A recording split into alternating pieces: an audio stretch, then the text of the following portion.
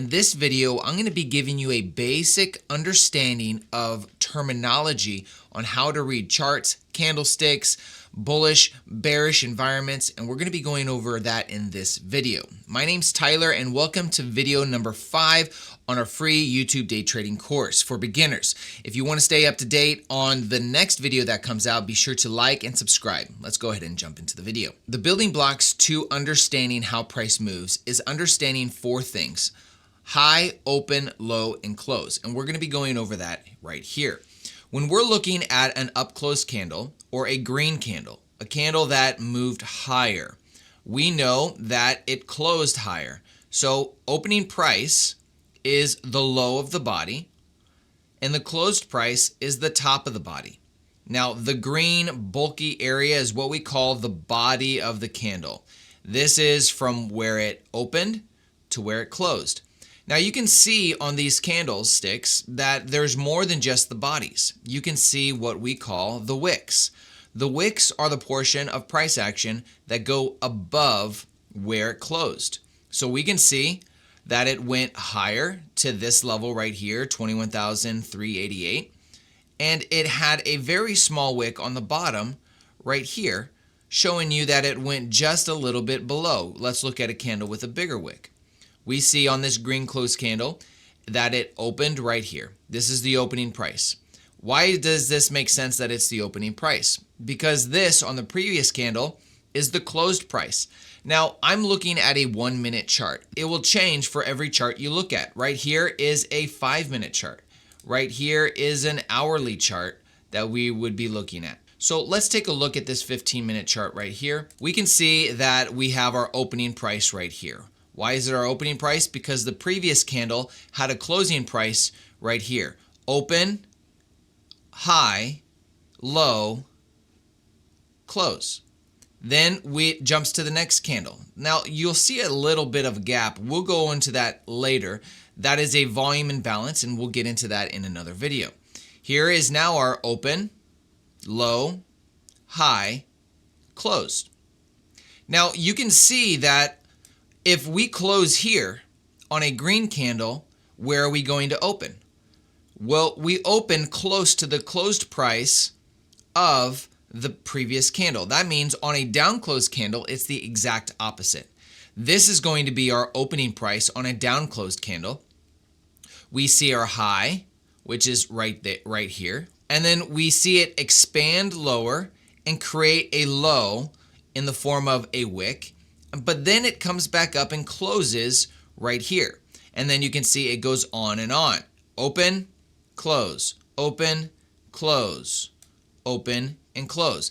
And this is the anatomy of a candlestick. Now that we have an understanding of candlesticks, I want to talk about a couple terms that you're going to hear often as you're watching other videos. You're going to hear the terms pips, ticks, or handles. Pips refer to the Forex community. If you're trading like pairs, you're going to see the term pips. Now a pip refers to the smallest movement of price, which is often a fourth of a decimal place. Now I don't do a lot in Forex, so we're not going to spend a lot of time there. The second is ticks. Ticks is what I constantly am referring to because in the realm of the futures contracts, that is what I'm using. I trade future pricing, and I trade the NASDAQ, ES, you can trade crude oil, you can trade platinum, gold, silver. All of these are going to refer to price movement in the form of ticks, and it is the smallest price movement you can see. So if we were to zoom in on this one candle right here, and we get down really small right here, you're going to see on the right hand side the prices for each individual level. We can see that this high right here closed, or the high of it was 21,493.75. We can also see that the closed price of this is 21,493 even. When we look at the distance between the closed price and the high, this is considered, there would be 3 ticks from the closed price to this high, because in futures it goes every 25 cents. The smallest increment of price movement is 25 cents. So 493 even, 493.25, 493.50, 493.75, and that is a tick. Now, if you hear the term handle, a handle is referring to the whole number from 493 even to 494 even, or 494 to 495. If we were to do a level from 493 even to 496, we would say the distance between this opening price or the close price to this level right here, you will see this number right here. It is 3 handles, but there's 4 ticks per handle, so there's 12 total ticks of movement. You can see right here. Now this gives you some more details, but we're just focusing on 3 handles and 12 ticks. That is the units we are measuring distance by. The next term that you're going to hear if you're dabbling in the futures and Forex markets is going to be lots and leverage. In the Forex market, you're not going to hear leverage. You're going to hear the number of lots somebody may be using. If somebody's using 1 lot in Forex, they're using 100,000 units of currency. Now, that is the extent for Forex that I'm going to get into. If you want to know more, you can find another video. There's plenty out there. In regards to futures, they're going to use leverage. And leverage is in the form of contracts. When we are buying price, or when we're looking for price to go up or down and we want to participate in that movement, we would buy a contract. The more contracts we buy, the more leverage we're going to be using. For every tick, we just talked about that new term right here. For every tick that price goes up on the NASDAQ, and it's different for gold, for silver, for platinum, for crude oil, for wheat, it's different for every market, but for every tick in the NASDAQ, which is what I trade, if it goes up 25 cents, it goes up $5. So price movement from this close price to this high, that is 3 ticks, that would be $15. From the closed price to this level right here, which was the distance of 3 handles, that would be $60. $60 of price movement from that closed price to this level right here. That is what we would refer to as leverage. A contract, the more contracts that you have, the more leverage you're getting. If you were to use 2 contracts in this, now it's not just $60 for 3 handles, it's $120 for 3 handles. The NASDAQ is very volatile, and it's a great area if you're comfortable with that volatility to get big price movements in a very short period of time. It's what I use specific for day trading and scalping. The next thing I want to talk to you about is the bid, the ask, and the spread. Now, what is this referring to? This is how brokers make money. Think of it as the broker's tip jar. This is how they make money when it's free for you to place a particular trade. Now, in some brokerage, especially in the futures market, there is also a commission that you pay per contract that you place. But this is going to give you an understanding when you're seeing all these extra numbers, what they actually mean. So the bid is what buyers are willing, how high buyers are willing to pay. So in this example, I want to highlight the high of this candle right here, which is 21,493.75. You can see that the current price is 21,493.75. However, the bid, which is the highest price a buyer is willing to pay, is 21,494. Well, that means then the ask. What is the ask? The ask is the lowest price sellers are willing to pay or willing to accept. In this case, the ask would be 21,493.50. And that brings us to what the spread is. The spread is the difference from the current price to the bid and the ask. And this difference is what brokers are pocketing in their pocket. So if you were to put an order in this example, at 21,493.75, you're going to be filled. If you're looking to buy this price, you're going to be filled at 21,494. If you were looking to sell at this price and you wanted price to move lower, that means you would be filled at 21,493.50. Let's now talk about long and short positions.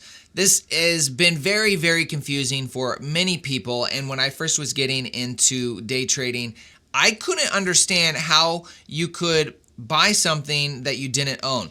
For example, we all understand going long. Going long means we are going to buy price at a certain level, and we are expecting price to move higher from that level. So if we see it come lower right here and it creates this order block and we want to go long right there, we understand that if we go long or we buy this contract, we understand how we can buy it at this price and then sell it at a higher price. Let's just say we're looking for 85 handles, which is 85 times 4, which is roughly 320 ticks.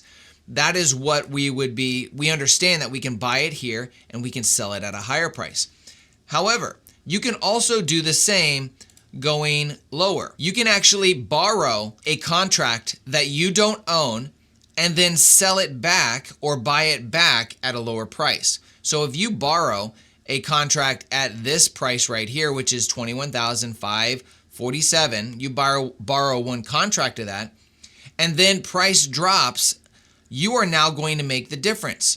You borrowed it at this high price, but you're going to buy it back at a lower price, which means you get to keep the difference. That is how contracts work. So you don't actually own when you're going lower, but you are borrowing the contract right for that short position. So longs are going longer, and as you can imagine, shorts are going lower. On the same token, I want to explain bullish versus bearish. Now, this is an easy concept to understand. We understand bullish as a bull running higher, and that analogy really comes from their attack style. A bull is going to come up with their horns, meaning it's going higher. Compared to a bearish sentiment or a bearish market, bears are when we're expecting prices to go lower. And how do bears attack? They usually come from up and they go down, meaning it's moving lower. However, there's two terms that I want to make sure you understand in regards to bullish and bearish. You can have a bullish bias or a bearish bias. You also can have a bullish narrative and a bearish narrative. What is the difference? When people are talking about in general that it's a bull's market out there, 99% of the time they're talking about the bias. They are saying that in the long run, over on the higher time frame, on the daily, monthly chart, over a course of a long period of time, we are expecting price to move higher. That's a bullish bias. They're expecting overall price to move higher. However, price does move lower during those times of bullish sentiments. However, there's something that we use on a daily basis that is going to really help you understand how to use these bearish and bullish biases in your favor, and that's called narrative. In this example right here, we see price moving higher, then lower, higher, then lower, and then higher again. We would say that this overall trend is a bullish bias. However, what is the narrative on price actually getting up to this level up here? This is the narrative. We can see that price runs to this high right here, and then it has a retracement. This is the narrative on how price is going to get there. It goes higher, then lower, and higher again. So how can we use narrative to our advantage? Well, we understand that price may be bullish, but the narrative is that it's going to have some type of pullback. And when we have that pullback, that retracement, and it starts moving higher again, we can expect, and this is a little tidbit for those that are still on here, that price should respect this series of down closed candles if we're in a bullish environment, and we should see price going higher. This is the narrative we are expecting to see price. So as you can see, price runs lower, it moves higher, and then respects and doesn't even come down and touches this level. You can see that this high right here, look how close those candles get to the high of these series of down closed candles. It comes within a tick, and then it moves higher again. Let's look at this down close, or this high of this down close candle.